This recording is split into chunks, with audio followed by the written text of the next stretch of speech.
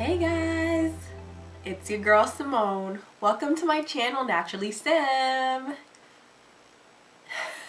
Today I am going to be sharing my laser hair removal journey with you. Yeah, you. And I'm gonna speak especially about laser hair removal on darker complexions. My decision to get laser hair removal wasn't done overnight by any means. I've been considering getting it done for about, I'd say about 3 years. I wanted to make sure that my decision to undergo this treatment would not leave any permanent damage.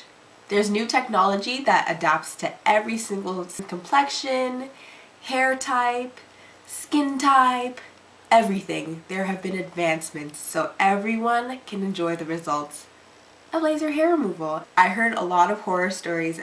You hear that A, the results are not successful, B, there's a lot of damage to the skin, whether it be hyperpigmentation, scarring, the list goes on. It just wasn't good. I didn't want to take that risk, so I did my research. Here are some suggestions that I have based on my experience of getting laser hair removal. Definitely look for a spa or medical clinic that has a variety of laser technology. You don't want to go to a spa that only has one machine available because odds are they can't quite customize the service to fit everyone's needs. Something that really sold me about the medical spa that I decided to go to is that they offered a variety of machines with a variety of settings, and all of the staff were trained thoroughly in customizing the service to fit their client's skin needs. Why would you use one product for the whole spectrum of us? It just doesn't make sense. The second thing I would suggest is definitely ask questions. Be thorough. Don't ever let the person that you're asking discourage you from being inquisitive. If they have nothing to hide and if they're confident about their services, they will feel quite comfortable answering any question that you may have. You want to make sure that they're thoroughly trained, they know exactly what they're doing, no questions asked. The spa that I'm going to, they offer me a 24-hour email that's constantly monitored. If anything was to go wrong, I just email them, and they have dermatologists on standby to answer your questions. This is very important.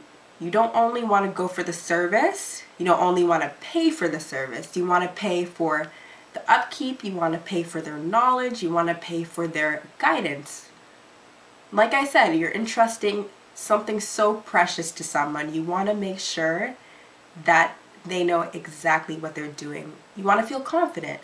In the end, I was deciding between two different spas, and what turned me off one of them is the fact that I felt that they were unwilling to answer my questions. So that to me is no good. If you're offering someone a service, be there to answer all of their questions and concerns and make sure that they are comfortable before they entrust you to do something for them. Simple. Do not let the cost of the service dictate where you go. Sure, we're all looking for a bargain. Sure, we want the cheapest service. We don't want to spend a lot of money. That's completely understandable. That's human nature. We don't all got it. We don't all have extra money to blow. We don't walk around with ones in our pockets just ready to, throw them out. No. But with that said, the phrase "you get what you pay for" really, really holds true. It does. Online sites like Groupon, for instance, offering laser hair treatment. And yeah, it may seem appealing. It is kind of giving easier access to the service, so it may be more tempting. I live in Toronto, and to be honest, the spas that were offered on Groupon, upon doing research, like I said before, they didn't really answer my questions. They didn't offer a variety of machines. I wasn't as confident in their staff, in their knowledge, so that to me was a major no-no. That was a red flag. So I ended up paying slightly more and going to a place that I feel confident in, and I don't have to worry. I think is worth the peace of mind. And you want to make sure that when you're investing so much money in a treatment that you get the best result. But at the same time, the opposite could hold true. Just because it's the most glamorous and most expensive spa does not mean that they offer the best service. That's where doing your research comes in. Evaluate all aspects, all components. Another piece of information that I would give, and this is more once you've started your treatment. We're past the research phase where you're actually going for your service. Have patience. Keep in mind that your treatments tend to be 4 to 6 weeks apart, and to get lasting results, usually you need about 6 treatments. It's quite time consuming, yes. You might see gradual improvement. It might not be as great as you expect given the first round or the second round. Remember, the laser attacks the hair follicles that are active during a particular growth phase. It might take a while to see some results. And trust me, it's worth it. We expect the staff to do everything. We expect them to have the skill, have the knowledge. In reality, we play a huge part in the results that we get as well. With that said, in order to receive the most optimal results, we have to play a part as well. Just like any other service, if you go for a tattoo, you're expected to follow certain aftercare instructions. If you go for a piercing, if you don't want it to get infected, you're expected to follow certain instructions. The same goes for laser hair removal. There is a reason why these are things that you must and must not do. There is a purpose to it all. You gotta ensure that the end result is the best result by doing your part. Okay, that's very important. So with all of that being said, with all of those little tidbits that I gave out, I'm just gonna go right into my personal experience with laser hair removal. I decided to get my underarms and my Brazilian area done.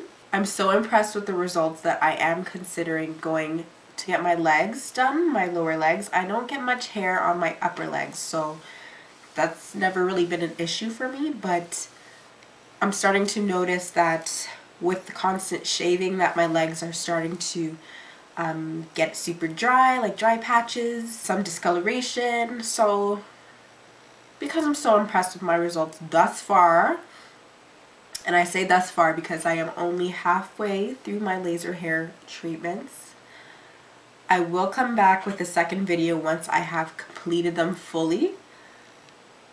But yeah, so far I am quite impressed. Everyone there was super duper friendly and helpful. Everyone, like I said, was very knowledgeable, so that's extremely helpful. You don't want to go to a place where only one person knows how to operate the laser machine. You feel more comfortable going to a place where everyone is kind of well versed in everything, and that when your primary technician isn't available, you have someone else that could offer you the same amount of support and advice. You want to feel comfortable overall. Something I really admire, my esthetician, every time she walks into the room for a treatment, the first thing she does is wash her hands. In addition to this, she puts on a fresh pair of gloves. Cleanliness to me is everything. That's like making or breaking the situation for me. Another thing that I really liked, and this to me kind of solidified the fact that they wanted the best results for me, was before every single session they thoroughly reviewed the aftercare with me, asked me if I had any questions, asked me if I was struggling with any of it. This to me shows that they don't just want to take my money and they don't care what happens afterwards. They want to make sure that I am completely satisfied, I am completely healthy, there are no complications. This shows that they actually care and offer me support in case anything was to go wrong. I can trust that they will give me the best advice to yield the best results. Period. Hands down. I'm going to insert a quick overview of the laser room.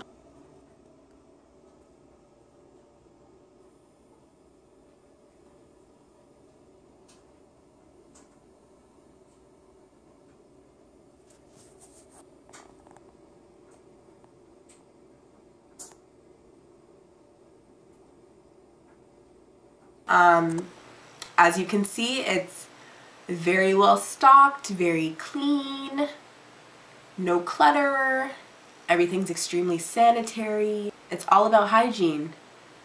You don't want to be exposed to any infections or any skin irritation. No, you want to have the best possible experience. So this to me was huge.